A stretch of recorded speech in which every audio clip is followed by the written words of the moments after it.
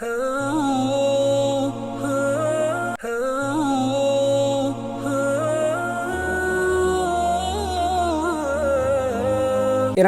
அல் மஸ்ஜித் Nabawi Medina முனவரோடைய ஹுத்பா. அந்த ஹுத்பா ஷேக் Khalid அல் முஹன்னா ஹஃபிதுல்லாஹ் நிலைத்திருந்தார்கள். மிருதுத்தன்மை, அதனுடைய சிறப்புகளும் அந்த மிருதுத்தன்மையால் ஏற்படக்கூடிய நலவுகளும் என்ற தலைப்பில் ஹம்து ஸலவாத் தக்வாவுடைய வசியத்துக்கு பின்னால் பொதுவனுடைய தீனுடைய மிக மிக அழகான கவர்ச்சிகரமான தீன் பரிபூர்ணமானது என்பதற்கான சான்றுகள் உள்ளதுதான் நட்பண்புகளை எப்பொழுதுமே இஸ்லாம் பாராட்டி இருக்கிறது, வரவேற்றிருக்கிறது, அதற்கு மதிப்பளித்து இருக்கிறது. நல்ல பண்பாடுகளை ஒழுக்கங்களை அது மிகையாக கண்ணியப்படுத்தி பேசி பாராட்டி அதை ஆர்வமூட்டி இருக்கிறது. எனவே அல்லாஹ் சுப்ஹானஹு வ தஆலா அதை ஒரு இபாதத்தாக ஆக்கியிருக்கிறான். எந்த அளவு பெரிய இபாதத் என்றால் நற்குணம் மீசானை கனமாக்கும், மீசானை பாரமாக்கும், நன்மைகள் இருக்கப்படக்கூடிய தராசு தட்டை பாரமாக்கும். எனவே அதன் மூலம் அந்தஸ்துகள் பல உயர்த்தப்படும் சுவர்க்கத்திலே நற்குணம் உள்ளவர்களுக்கு. அதில் மிக அழகான உன்னதமான உயர்ந்த ஒரு குணம்தான், மிக நல்ல குணங்களில் ஒன்றுதான் மிருதுத்தன்மை. எப்பொழுதும் சொல்லில் மிருது, செயலில் மிருதுத்தன்மை, எல்லா காரியங்களிலும் நளினமாக நடந்து கொள்வது. மிருதுத்தன்மைக்கு அல்லாவுடைய அடியார்களே, இது அல்லாவுடைய ஒரு தன்மையிலும் உள்ளது. அல்லாவும் அந்த தன்மை உள்ளவனாக இருக்கிறான். நபி ஸல்லல்லாஹு அலைஹி வஸல்லம் சொன்னார்கள், நிச்சயமாக அல்லாஹ் மிருதுத்தன்மை உள்ளவன், அவன் மிருதுவை விரும்புகிறான், நளினத்தை விரும்புகிறான். மிருதுத்தன்மை இருக்கும் பொழுது அந்த கட்டத்திலே அல்லாஹ் கடினத்தன்மையில் கொடுக்காத பல பாக்கியங்களை மிருதுத்தன்மையிலே அல்லாஹ் கொடுக்கிறான். மிருதுவாக நடக்கின்ற பொழுது பல பாக்கியங்கள் கிடைக்கும், அது கிடைக்காது.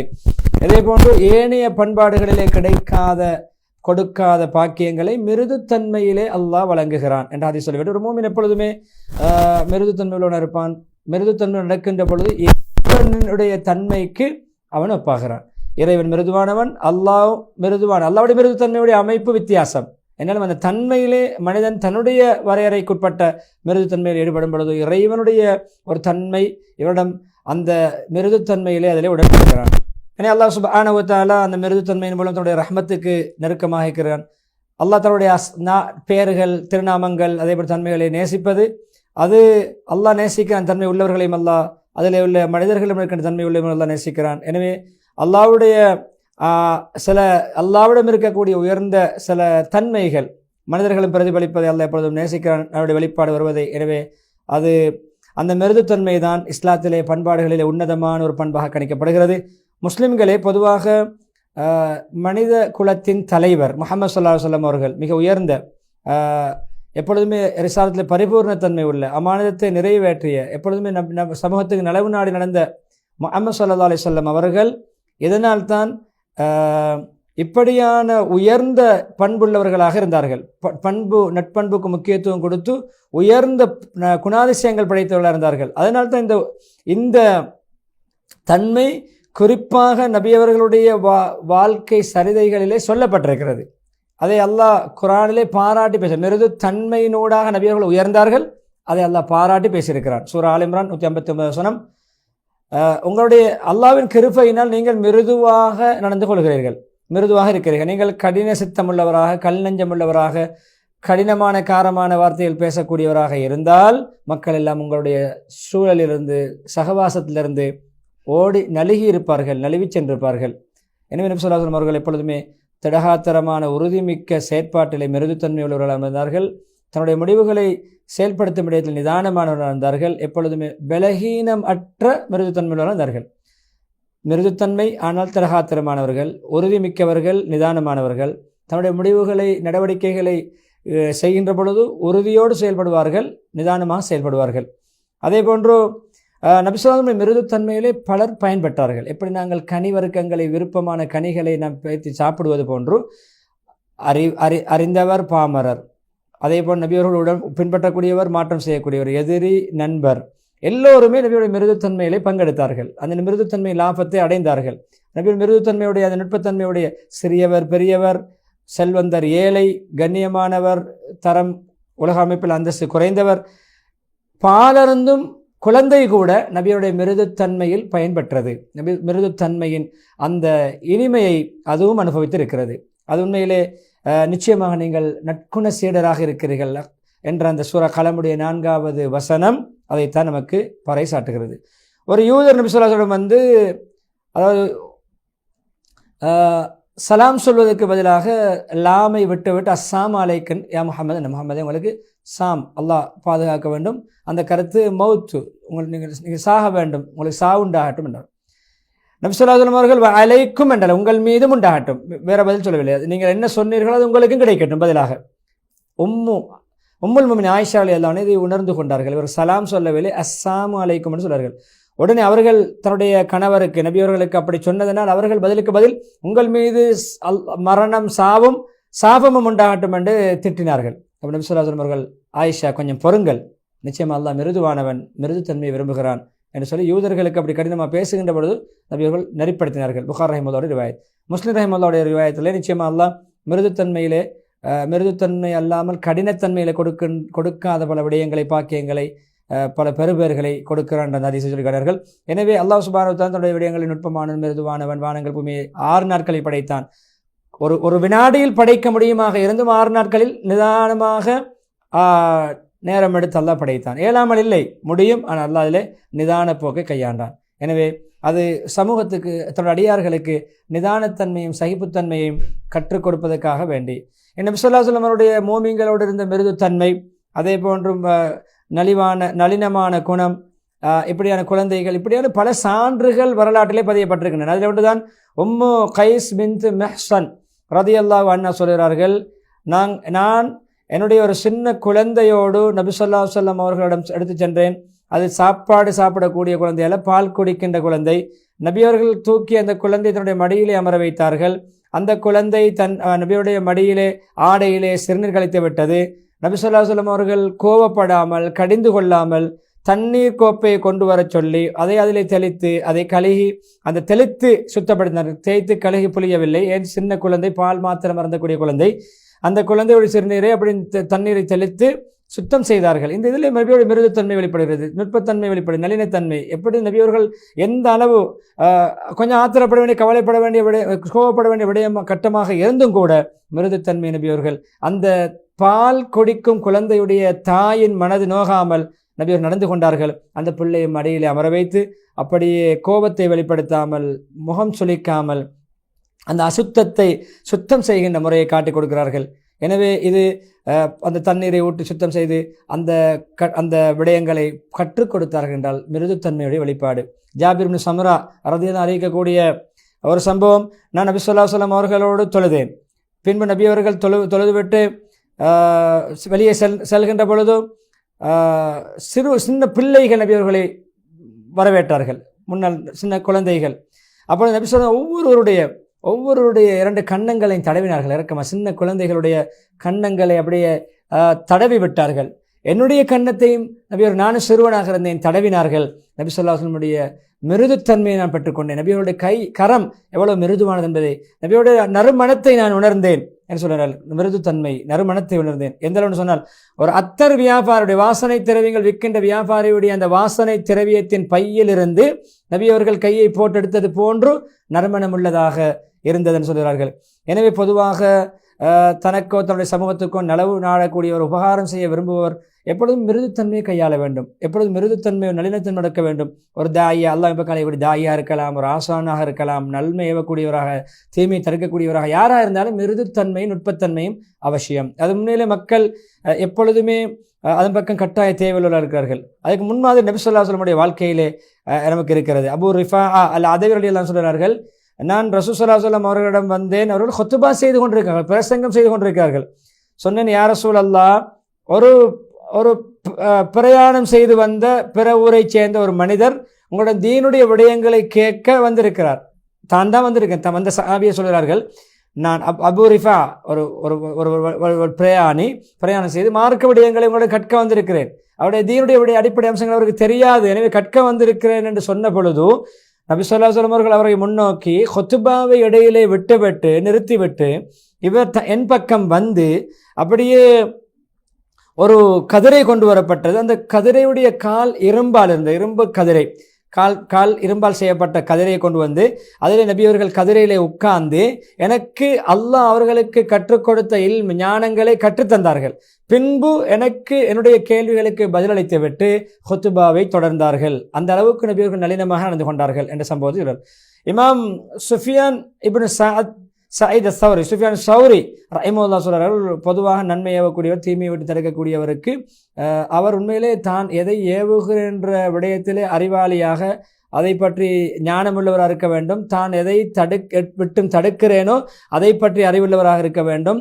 சொல்லுகின்ற ஏவுகின்ற விடயத்தில் நீதி நியாயத்துடன் நடந்து கொள்ள வேண்டும். அதே போல் தடுக்கின்ற விடயத்தில் நீதி நேர்மையுடன் நடந்து கொள்ள வேண்டும். எப்பொழுதுமே தன்னுடைய ஏவல் விளக்கல்களிலே மிருதுவானவராக இருக்க வேண்டும். அல்லாஹ்வுடைய அடியார்களே, பொதுவாக 2 முக்கியமான புகழத்தக்க தன்மைகளின் பிரதிபலன்தான் மிருதுத்தன்மை. அதுதான் சகிப்புத்தன்மையும் நிதானமும், அல் ஹில்ம் வல் அனாத். அந்த 2ம் இருந்தால் மிருதுத்தன்மை இருப்பதற்கு அடையாளம். எனவே ஒரு மனிதன் இந்த 2 தன்மைகளையும் அவன் எப்பொழுது தன்னகத்தை கொள்வானோ அவன் மிருதுவானவனாக இருப்பான். அவனுடைய அடையாளங்கள் வெளிப்படும். எப்பொழுதும் சொல்லிலே நேர்த்தியானவனாக இருப்பான், செயலிலே நேர்த்தியானவனாக இருப்பான், மனிதத்தன்மையிலே நிறைவானவனாக இருப்பான், அல்லாஹ்வின் பக்கம் நேசமுள்ளவனாக இருப்பான், அடியார்களின் பக்கமும் அன்பை ஏற்படுத்தக்கூடியவன், அன்பு கொள்ளப்படக்கூடியவனாக, அன்பு உள்ளவனாக இருப்பான். எனவே யார் அந்த 2 தன்மைகளை தன் இயல்பாக கொள்வாரோ அவர் அல்லாஹ்வை புகழ வேண்டும். என்னென்ன சகிப்புத்தன்மை இருக்கிறது, நிதானம் இருக்கிறது என்றால் அல்லாஹ்வை புகழ வேண்டும். அவர் பல நலவுகள் கிடைத்ததற்கு சமம். அது யாருக்கு இந்த தன்மை இல்லையோ அவர் அல்லாஹ்விடம் இரக்கமுள்ள உபகாரியான் அல்லாஹ்விடம் கேட்க வேண்டும். அந்த தன்மைகளை பாடுபட்டு அந்த தன்மையை உருவாக்க முயற்சிக்க வேண்டும். ஷைத்தானை எதிர்த்து போராட வேண்டும். எனவே அந்த ஆத்மா நஃப்ஸும் ஷைத்தானும் தான் இப்படியான இதற்கு எதிரான கோபம், ஆத்திரம், அவசரம், நிதானத்துக்கு மாற்றமான அவசரம், பொறுமைக்கு மாற்றமான கோபம், சகிப்புத்தன்மைக்கு மாற்றமான தன்மையை தூண்டக்கூடியவைகள். எனவே அவற்றை எதிர்த்து போராட வேண்டும். எனவே ஒரு புத்திசாலிக்கு எப்பொழுதுமே இது குப்பை கூலங்களுக்கு நெருப்பு கொடுத்தால் அப்படியே காய்ந்த குப்பை கூலங்கள் வேகமாக பத்துவது போன்ற அப்படியான தன்மை, நெருப்பு போன்ற தன்மை வேகமாக ஏற்படுவது, எவ்வளோ வேகமாக நடப்பது என்பது ஆச்சரியமான விடயம் அல்ல. எனவே அந்த 2ம், கோபமும் ஆத்திரமும் அவசரமும், நெருப்பை குப்பை கூலங்கள் நெருப்பு வேகமாக பற்றி எறிவது போன்று அந்த தன்மை வெளிப்பட்டுவிடும். எனவே போராட வேண்டும் அதற்கு எதிராக. முஸ்லிம்கள் பொதுவாக ஒரு அடியார் மிருதுத்தன்மையின் அடியார்களுக்கு தீனுடைய பல நலன்கள் பரிபூர்ணமாக கிடைக்கும், துனியாவுடைய நலன்கள் கிடைக்கும். அனைத்து நலவுகளும் மிருதுத்தன்மையில் தான் இருக்கிறது. சொன்ன அவர்கள் யாருக்கு மிருதுத்தன்மையின் பாக்கியம் கிடைக்கவில்லையோ, மிருதுத்தன்மை இல்லாமல் இருப்பாரோ, முழு நலவுகளும் அவருக்கு கிடைக்காதவர் போன்றாகி விடுவார். எனவே இந்த ஹதீஸ் ஒரு சுருக்கமான கருத்தாளமிக்க ஹதீஸ். எனவே பல கருத்துக்களை உன்னதமான விடயங்கள் உள்ளடக்கி இருக்கிறது. எப்பொழுதுமே மிருதுத்தன்மை அடியார்களிலே உட்பட வேண்டும். வணக்க வழிபாடுகளிலே மக்களோடு பழகுகின்ற பொழுது, கொடுக்கல் வாங்கலிலே ஈடுபடும் பொழுது மிருதுத்தன்மை இருக்க வேண்டும் என்பதை உணர்த்துகிறது. யார் இபாதத்திலே அந்த மிருதுத்தன்மையை, சகிப்புத்தன்மையை இழப்பாரோ அவர் அவசரமாக இபாதத் செய்வார். எப்பொழுதுமே அவர் சிந்தனையற்றவராக, அவர் சிந்தனை சிதறியவராக இபாதத் செய்வார். எப்பொழுதுமே அவசரமாக தொழுது முடிக்க வேண்டும், இபாதத்தை முடிக்க வேண்டும் என்ற வேகத்திலே செயல்படுவார். எனவே இன்பம் இருக்காது, இபாதத்துடைய பரக்கத்து இருக்காது, உள்ளட்சம் இருக்காது, அவருடைய பரிபூர்ணத்தன்மை, பரிபூர்ண கூலியும் கிடைக்காது. யாரு கொடுக்கல் வாங்க மக்களோடு நடந்து கொள்கின்ற முறைகளிலே மிருதுத்தன்மை இழப்பாரோ அவர் மக்களோடு சகவாசம் கொள்வதிலே, பழகுவதிலே நட்போடு பழக மாட்டார். மக்கள் அவரை வெறுப்பார்கள். எப்பொழுதும் மக்களுடைய அன்பு குறித்தாக மாட்டார். எப்பொழுதும் விரோதத்தை, குரோதத்தை, எதிர்ப்பை சம்பாதிப்பார். எப்பொழுதுமே சில வேளை மக்களுக்கு இவர் மிருதுத்தன்மை இரக்கம் இல்லாதவர் காரணமாக அநியாயம் செய்வார். எனவே நலவுகள் அனைத்தும் அவருக்கு தடுக்கப்படும், கெடுதிகள் அனைத்தும் முழுக்க அவருக்கு ஏற்பட்டுவிடும், முழு கெடுதிகளும் வந்து சேர்ந்துவிடும். எனவே ரசூலுல்லாஹ் சொன்னார்கள், முதலாவது குத்பா இறுதியிலே, மிருதுத்தன்மை ஒரு விடயத்திலே சம்பந்தப்படும் பொழுது, கலக்கும் பொழுது அந்த விடயத்தை அது அழகுபடுத்தும், சௌந்தரியமிக்கதாக ஆக்கும். மிருதுத்தன்மை ஒரு விடயத்திலிருந்து கலட்டப்படும் பொழுது அதை அசிங்கப்படுத்திவிடும், அலங்கோலப்படுத்திவிடும் என்று சொல்லி பரக்கத்துக்கு துஆ செய்து முதலாவது குத்பா முடித்துவிட குத்பாவை ஹம்து ஸலவாத் தக்வாவுடைய வசியத்தை கொண்டு ஆரம்பித்து, பொதுவாக மிருதுத்தன்மை அல்லாஹ்வுடைய அடியார்களே சொல் செயல் எல்லாவற்றிலும் வெளிப்பட வேண்டுமா? சகிப்புத்தன்மை உள்ளவரிடமிருந்து வெளிப்படும். ரசூல்மார்கள் எல்லோருமே தன்னுடைய கூட்டத்துக்கு பல்வேறுபட்ட தாவத்து பிரச்சார பணிகளில் ஈடுபட்டாலும் எல்லோருமே மிருதுத்தன்மை உள்ளவர்களாக இருந்தார்கள். அவர்கள் மிகவும் சகிப்புத்தன்மையை கொடுத்து அல்லாஹ் அவர்களை மதித்திருந்தான், கண்ணியப்படுத்தியிருந்தான். மிகவும் உயர்ந்த தன்மையாக அதை அல்லாஹ் வெளிப்படுத்தியிருந்தான். உண்மையில் புத்திசாலித்தனத்தின் அடிப்படை ஒரு வேர் போன்று, ஒரு ஆணி வேர் போன்று அல்லாஹ் ஆக்கியிருந்தான், ஒரு நிலை குச்சி போன்றாக்கியிருந்தான். அதே போன்று ஒரு கட்டடத்தில் பிரதானமான தூணாக இருப்பது அச்சிவாரம் போன்ற தூண் போன்றுதான் பண்பாடுகளுக்கு மிருதுத்தன்மை. எனவே அதைவிட உயர்ந்தது தாபி அல் ஜலீல், உண்மை கண்ணியமான ஒரு தாபிஇ ரஜா இப்னு ஹைவா ரஹிமஹுல்லாஹ் சொல்கிறார்கள், சகிப்புத்தன்மை இருக்கிறது புத்திசாலித்தன்மையை விட உயர்ந்தது. ஏன் அல்லாஹ் சுப்ஹானஹு வ தஆலா ரஃபீக் என்ற பெயரை தனக்கே வைத்திருக்கிறான். அல்லாஹ் சுப்ஹானஹு வ தஆலா இப்ராஹிம் அலைஹிஸ்ஸலாத்தை புகழ்ந்து பாராட்டி பேசுகின்ற பொழுது, தூய்மையான வணக்க வழிபாடு புரிந்தவர்களின் தலைவர் நபிமார்களின் அபுல் அம்பியா தந்தைன்னு வர்ணிக்கப்பட்ட இன்ன இப்ராஹிம் அல்ல அவ்வாஹுன் ஹலீம், இப்ராஹிம் அல்லாஹ்வின் பக்கம் பச்சாதாபப்படக்கூடிய சகிப்புத்தன்மை உள்ளவராக இருந்தார். தௌபா 114. அதே போன்று சாஃபாத் 101 அவருடைய மகன் இஸ்மாயில் அலைஹிஸ்ஸலாத்தை சகிப்புத்தன்மை உள்ள தந்தைக்கு பிறந்த குழந்தை சகிப்புத்தன்மை உள்ளவராக இருக்கிறார். நாம் இப்ராஹிமுக்கு சகிப்புத்தன்மை உள்ள ஒரு குழந்தை கிடைக்கும் என்று நன்மாராயம் சொன்னோம். நபி ஸல்லல்லாஹு அலைஹி வஸல்லம் அவர்கள் எப்பொழுதும் என்னுடைய கண்குளிர்ச்சியாக இருந்த முஹம்மது ஸல்லல்லாஹு அலைஹி வஸல்லம் அவர்கள் எப்பொழுதும் இந்த தன்மையை கொண்டு உயர்ந்திருந்தார்கள். உயர்ந்த மிருதுத்தன்மையில் உயர்ந்த ஸ்தானத்தை அடைந்திருந்தார்கள். பல இறுதியில் எல்லை அடைந்திருந்தார்கள். அதிலே பல சான்றுகளுடைய நறுமணம் கமலும் வாழ்க்கை சரிதைகளில் நாம் காண கிடைக்கிறது. பரக்கத்தான வாழ்க்கையில் காண்கிறோம். அதனால் முஹம்மது ஸல்லல்லாஹு அலைஹி வஸல்லம் அவர்கள் ஏனைய ரசூல்மார்களை பார்த்து சில சம்பவங்களை படிப்பினை பெற்று பின்பற்றியிருக்கிறார்கள். அதை போன்று நடந்திருக்கிறார்கள். அதே போன்று அந்த ரசூல்மார்களை முதன்மையானவர்கள் ரசூல்மார்களை நாங்கள் பின்பற்ற வேண்டும். அதில் குறிப்பாக 2 ஹலீல்கள் அல்லாஹ்வுடைய இப்ராஹிம் அலைஹிஸ்ஸலாம் ஹலீல், நபி அவர்களும் ஹலீல் என்று வர்ணிக்கப்பட்டிருக்கிறார்கள். அவர்களுடைய வாழ்க்கையிலே நமக்கு முன்னாடி ஒவ்வொரு முஸ்லிமும் அல்லாஹ் தன்னை நேசிக்க காரணமாக அமையக்கூடிய, அதன் மூலம் தன்னுடைய உயர்ந்த இலக்கில் அடையக்கூடிய அப்படியான பண்பாடுகள் ஒவ்வொன்றையும் தேடக்கூடிய அந்த தேடும் இடமாக இந்த ரசூல்மார்கள் இருக்கிறார்கள். எனவே அல்லாஹ்வுடைய படைப்புகளிலே சிறந்த உன்னதமானவர்களை பின்பற்றுவதன் பக்கம் அவர்கள் உயர்ந்து செல்வதற்கு இந்த 2 நபிமார்களும் பொருத்தம் என்று சொல்லி இறுதி கட்டத்தில் பொதுவாக சகிப்புத்தன்மையை நாங்கள் உண்டு பண்ணி கொள்ளக்கூடிய, பெற்றுக்கொள்ளக்கூடிய, சம்பாதிக்கக்கூடிய காரணம் அல்லாஹ்வை அதிகம் திக்ர் செய்வது. அல்லாஹ்வுடைய திக்ரின் மூலம் சகிப்புத்தன்மை வரும், உள்ளங்கள் விரிவடையும். எனவே அது பல நமக்கு பாதகமான இடையூறான விடயங்களை சகித்துக் கொள்வதற்கு ஒரு விசாலமான ஒரு தன்மை நமக்கு ஏற்படும் திக்ர் மூலம். உண்மையிலே கோபம் வேகமாக வருவது, மிருதுத்தன்மைக்கு மாற்றமாக மனமுரண்டாக நடப்பதற்கு அதை காரணமாக அமையக்கூடிய விடயங்கள் நடக்கின்ற பொழுது சகிப்புத்தன்மை நம்மை பாதுகாக்கும். எனவே சகிப்புத்தன்மையை அடைந்து கொள்வதற்கான சாதனங்களில் அடுத்த விடயம்தான் ஒரு மனிதர் எனக்கு ஒரு புத்தி அல்லாஹ் பகுத்தறிவை தந்திருக்கிறான், அதன் மூலம் என்னை பாதுகாத்துக் கொள்ள முடியும் என்ற ஒரு புரிதலை ஏற்படுத்திக் கொள்வது. நிச்சயமாக கோபம் என்பது அதே போன்று அந்த மிருதுத்தன்மையின் மூலம்தான் அறிவின் பலம், தன்னுடைய பலமான அறிவு ஞானங்களை அதன் மூலம் தான் பாதுகாக்க முடியும் என்று உணர்வது. கோபம் இருக்கிறதே அறிவு ஞானங்களை அடைவதை விட்டும் தடுத்துவிடும், நீக்கிவிடும், புத்தியை போக்கிவிடும். அதே போன்று சகிப்புத்தன்மையுடைய சம்பாதிப்பதற்கான 3வது ஒரு வழிதான் எப்பொழுதுமே நல்லவர்கள், கண்ணியமானவர்கள், உயர்ந்தவர்கள், அறிவாளிகள், மார்க்க அறிஞர்கள், ஞானிகளோடு சேர்ந்து அமர்வது 3வது. அதன் மூலம் சகிப்புத்தன்மை ஏற்படும். இன்னும் நல்ல குணங்கள் எப்படி நல்லவர்களோடு அமரும் பொழுது, கலந்து அமரும் பொழுது அவருடைய சகவாசம் நமக்குள் ஊடுருவும், நல்ல பண்புள்ளவர்கள் மாறுவோம். எப்படி தீய குணம் உள்ளவர்களோடு சேர்ந்திருக்கும் பொழுது தீய குணம் நமக்குள் ஊடுருவோமோ அதுபோன்று நல்லவர்களோடு சேரும் நல்லவைகள் ஊடுருவும். எனவே பொதுவாக ஒரு மனிதன் சகிப்புத்தன்மையை உண்டு பண்ணக்கூடிய 4வது ஒரு வழியாக, ஒரு காரணியாக எப்பொழுதுமே அவனுக்கு சகிப்புத்தன்மை உண்டு பண்ணுவதற்கு அவன் புரிய வேண்டும். அதிகம் கோபப்படுவது உடல் ரீதியான பலகீனங்களை ஏற்படுத்தும், பல நோய்களுக்கு காரணமாக அமைத்துவிடும் என்பதை உணர வேண்டும். தனக்கு பாதிப்பு ஏற்படும். எனவே ஒரு புத்திசாலியான மனிதரும் நல்ல பண்புகளை, தன்னுடைய தீனை, தன்னுடைய உடலை, அதன் மூலம் தனக்கும் சமூகத்துக்கு பிரயோசனம் உள்ள விடயங்களை எப்பொழுதும் சம்பாதித்துக் கொள்வது, தேடிக்கொள்வது, அதுக்கு பாதுகாப்பு அமையக்கூடிய விடயங்களை தன்னகத்தை கொள்வது அவசியம். அதன் மூலம் அந்த மார்க்க